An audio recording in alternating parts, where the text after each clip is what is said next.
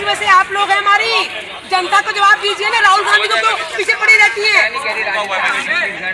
अरे बाहर आ जाओ। तो इसका मतलब ये लोग घुंघरू पहन के बैठे हैं क्या?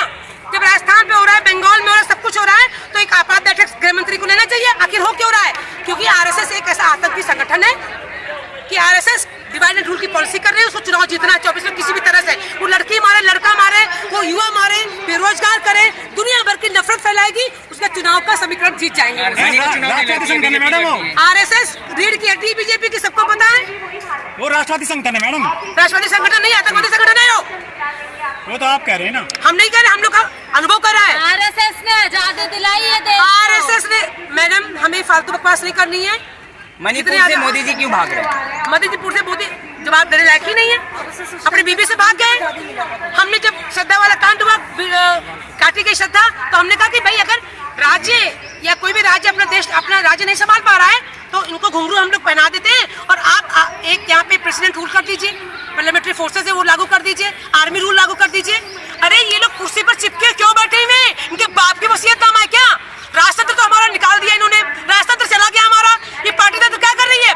दे हैव बीन सस्पेंडेड कॉन्स्टिट्यूशन, ये संविधान को सस्पेंड कर दिया है और संविधान में पार्टी नाम की कोई व्यवस्था है ही नहीं। मोदी जी विपक्ष के इंडिया को आतंकवादी से तुलना पहले वो अपनी बताएं कि अपनी एनडीए को क्या तुलना करते हैं। आम जनता से पूछे कि एनडीए का परसेप्शन आम जनता के मन में क्या है।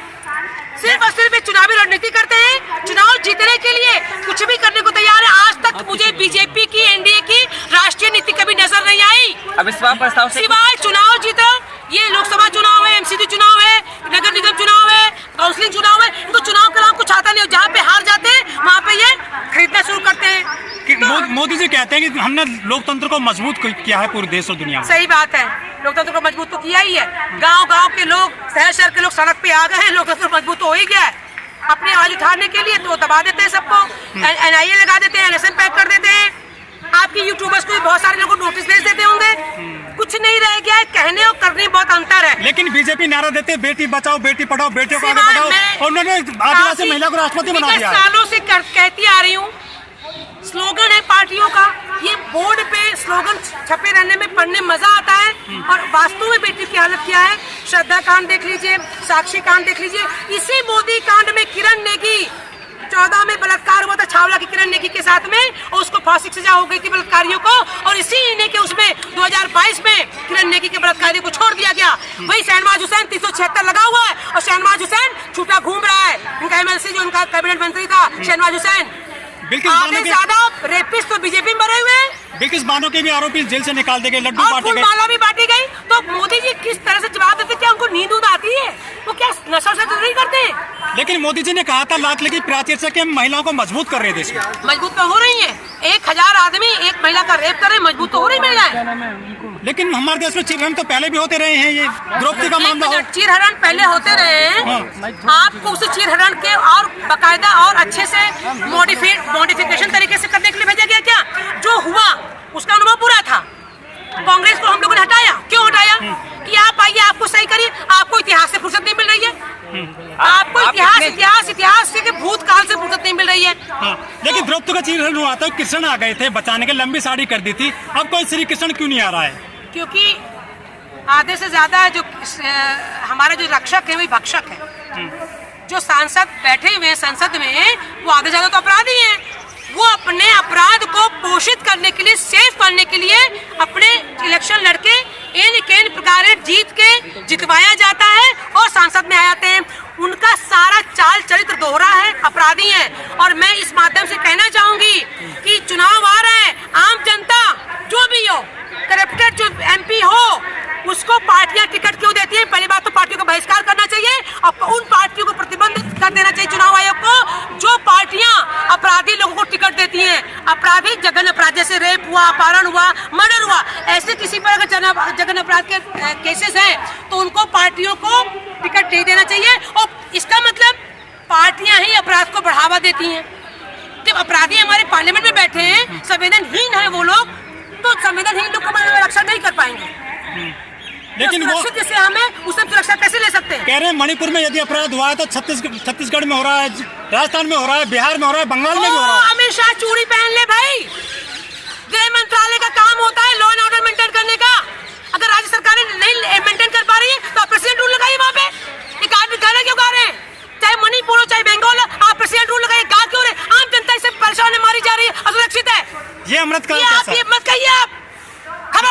एनडीए सरकार को मैं आम औरतों की तरफ से चेतावनी दे रहे हैं हम लोग कि तुम अपनी बयानबाजी बंद करो। तुम्हें अगर तुम अपनी सरकारें नहीं चला पा रहे हो तो हम लोगों को छोड़ दो राम के सहारे, लेकिन तुम लोग पार्टी की कोई भी व्यवस्था अपने संविधान में है ही नहीं। क्या महिलाओं के लिए अमृतकाल नहीं है देश में? आजादी का महिलाओं के लिए सबसे बुरा काल है ये।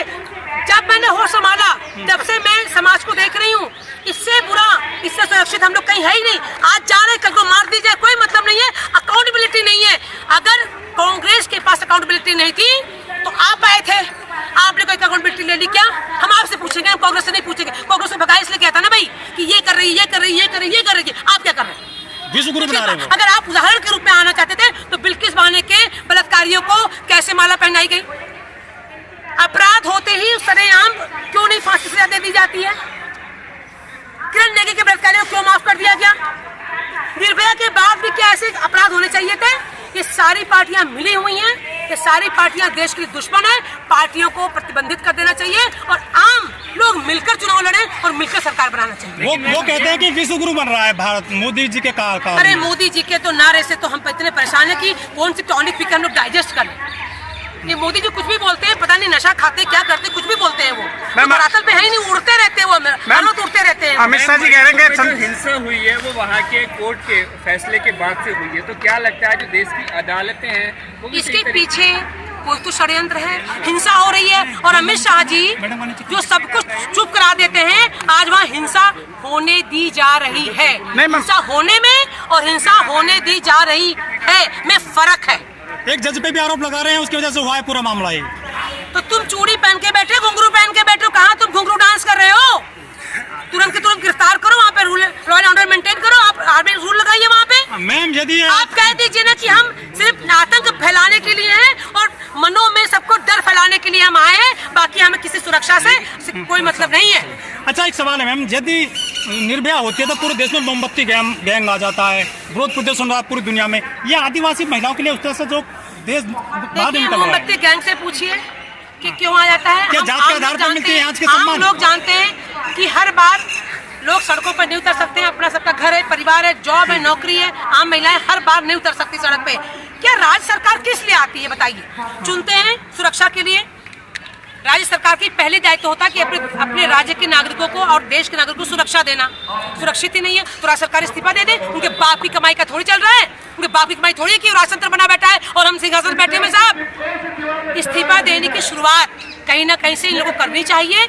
ये लोग इस लायक नहीं है कि हमें सुरक्षित कर सके, इनको इस्तीफा दे देना चाहिए। और चुनाव आयोग को एक कोई ऐसा विकल्प करना, लेकिन चुनाव आयोग बिका हुआ है, इनके कृपा पर है। चुनाव आयोग वही करता है जो पार्टियां कहती है। कानून व्यवस्था जिस प्रकार से है, कानून व्यवस्था, एक मिनट, कानून व्यवस्था तो संविधान में है, सिर्फ संविधान में। डर नहीं है लोगों को कानून। अगर होता तो ये इतनी कांड हो जाते, एक के बाद एक के बाद एक के बाद एक के बाद हो जाते। क्या हम गृह मंत्री तो कह रहे हैं ना संसद में खिलौना है ये लोग, जो अपराधी हैं, जो मेंबर ऑफ पार्लियामेंट है ना और जो नेता मंत्री है ना, कानून इनके लिए खिलौना है। ये लोग खिलौने से खेलते हैं। मैडम इंडिया या एनडीए? सिर्फ एक से लिखा हुआ एक संविधान में एक पन्ना हो सकता है, एक आर्टिकल हो सकता है, इससे अधिक इनके लिए कुछ नहीं कानून। क्या लगता है कि नहीं लगता कि जेल में तो रोटी मिलती रही? जेल में रोटी मिल रही है, बाहर हम सुरक्षित हैं। दो चार अपने ऊपर वो लेके सुरक्षा नहीं लेते हैं। मैडम इंडिया या एनडीए? इंडिया या एनडीए? हमें भारत चाहिए, चाहे एनडीए दे चाहे इंडिया दे। अगर दोनों नहीं दे पा रहे हैं तो दोनों को चुनाव नहीं लड़ना चाहिए। पार्टियां अपने आप ही अपने जितने भी प्रतिद्वंदी को उतार रही हैं उनको टिकट नहीं देना चाहिए। पहले उनको गारंटी लेनी पड़ेगी कि मेरे राज्य में अगर कोई भी इस तरह से अनहोनी दुर्घटनाएं, जघन्य दुर्घटनाएं होती, चाहे युवा हो चाहे महिला हो, तो हम सामूहिक इस्तीफा दे देंगे। मैंने सवाल आपसे, एक बाबा हैं वो कह रहे हैं कि जो महिलाएं सिंदूर नहीं लगाती हैं, मंगलसूत्र नहीं पहनती हैं, वो खाली प्लॉट है। उसका बयान किस तरह देखती हैं आप? आरएसएस के नुमाइंदे हैं वो, इनके पता चल रहा है ना, आरएसएस के नुमाइंदे भगवाधारी हैं ये तो इन्होंने उठा के हम तो छात्र धर्म मानते हैं। हमारे क्षत्रियों का धर्म था देश में चीटी से लेकर हाथी तक की सुरक्षा करना, और राजा खुद लड़के मरता था देश के लिए। हमने पार्टियों को देश के लिए अपने जो 566 रियासतें हमने ध्यान में दे दी, इसलिए नहीं दे दी थी कि पार्टी तंत्र का रूल यहाँ पे हो जाए, कि पार्टी पूरे देश को खत्म कर दें। राजवाड़ों ने, राजा ने तो अपने भी पुत्रों को फांसी की सजा दी थी। सरदार ने, बीकानेर राजा ने एक लड़का था, उनके, उन्होंने न्याय के में एक लड़की को फांसी की सजा दे दी थी दरबार में। या तो फिर राजतंत्र कायम करो, कम से कम अकाउंटेबिलिटी तो होती थी। सरकार में आए, न्याय मिल गया। गृह मंत्री ने तो बोला है मणिपुर पर संसद में चर्चा होने दीजिए, विपक्ष नहीं होने दे रहा है। संसद में चर्चा होने के बाद वहाँ पे कुछ भी होने दीजिए। नहीं, तो उन्होंने तो बोला कि चर्चा हो, लेकिन विपक्ष नहीं होने दे रहा है उस बहस। विपक्ष नहीं होने दे रहा है, ये जानबूझ के नहीं होने दे रहे हैं। विपक्ष चर्चा नहीं, ऐसा नहीं, बहस करिए, लेकिन पहले वहाँ पे आप अपने लॉ एंड ऑर्डर मजबूत करिए। आप गृह मंत्री हैं इस देश के और आपसे इस क्वेश्चन होगा।